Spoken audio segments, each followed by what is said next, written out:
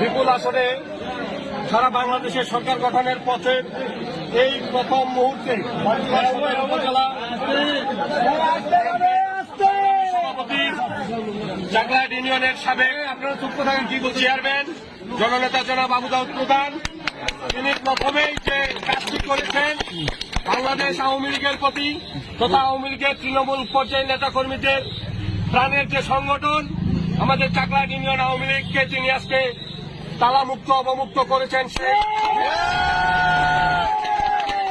এই দেশটাকে পাকিস্তান বানাতে চেয়েছিল, যারা বাংলাদেশের স্বাধীনতার পক্ষের প্রতিটি দলকে নিশ্চিহ্ন করার চিন্তা ভাবনা করে বাড়িতে অফিসে হামলা করে বন্ধ করে রেখেছিল, সেই অফিস আজকে প্রথমেই তিনি চাকলাহাট ইউনিয়ন আওয়ামী লীগ অফিস অবমুক্ত করলেন।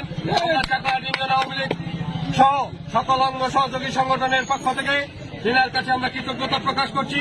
সেই সাথে আগামী দিনে যে কোনো মিছিল মিটিং আন্দোলন সংগ্রাম স্বাধীনতার সপক্ষের সকল উন্নয়নের ক্ষেত্রে আমরা না আওয়ামী লীগ না বিএনপি না জাতীয় পার্টি সকলে ঐক্যবদ্ধ হয়ে স্বাধীনতা বিরোধীদের পক্ষে থাকবো এবং